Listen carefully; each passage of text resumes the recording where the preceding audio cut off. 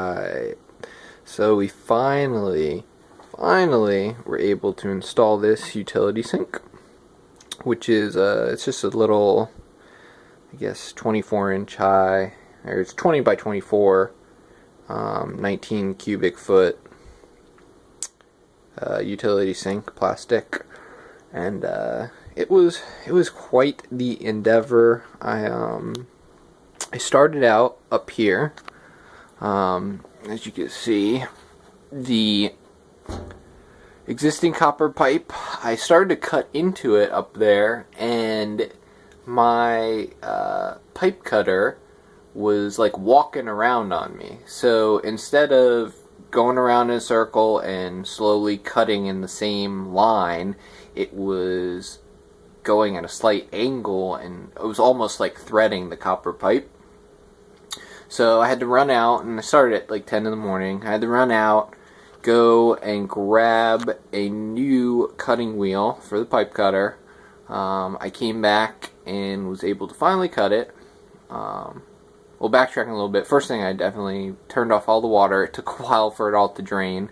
So if you're ever doing anything in the basement, make sure that you open the water down in the basement, but then you go upstairs and turn a faucet on, because that will, I guess, create some sort of a venting to let the water run out, and then you can come down here and collect it all, or have a bucket ready.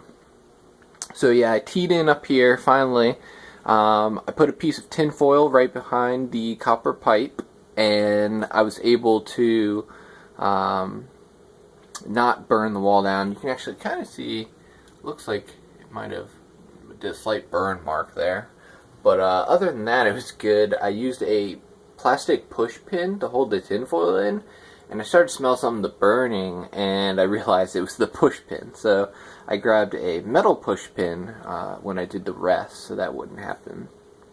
So teed in there, that's the cold line, so that comes down.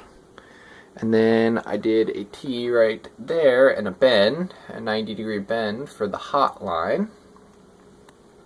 And then I came down here and I did two 45s at alternating angles, so it'd get me over the cement foundation wall hump, and brought it down to where I then connected the supply hoses. It's the existing laundry, hot and cold feed. And so before, it's kind of hard to see because everything's hooked up.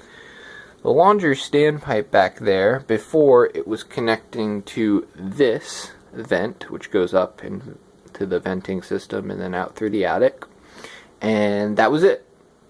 So I found online the correct way to install and vent both a sink and a laundry machine. And basically what it is so you have the laundry machine start over here, and as you start to run it, then you attach a T and go up and vent and have it connect at least 6 inches higher than the highest, I guess it's output. So in this case it's the standpipe, and it's well further than 6.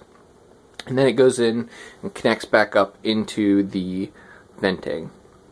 Below, the laundry standpipe runs all the way down, and that's the lower line. You can actually see the T on the vent on the right, and then it goes in and it connects, and that's all 2-inch piping.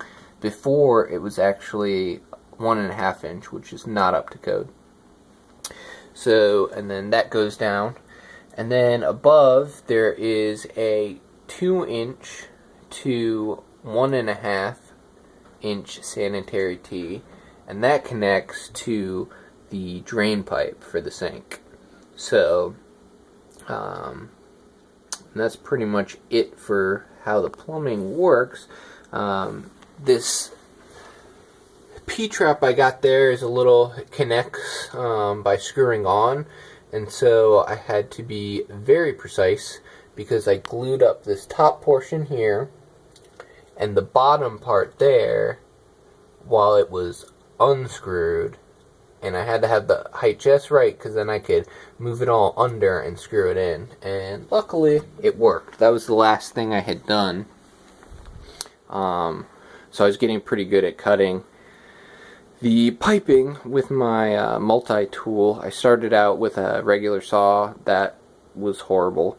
I tried a hacksaw and it was not straight at all. And then I remembered I had this little multi-tool which has a oscillating, I guess it's more of a vibrating saw, and that was able to cut through the PVC pipe really nicely. So, that's pretty much it. I wrote a blog post on it and talk about it more. Most hot and cold lines, hot is left, cold is right. The piping is actually reversed, because that's just easier for how to cut it in for me. And then these hoses are actually crisscross in the back right there. But, you know, hot, cold, and it all drains real nice. As you can see, there's no water.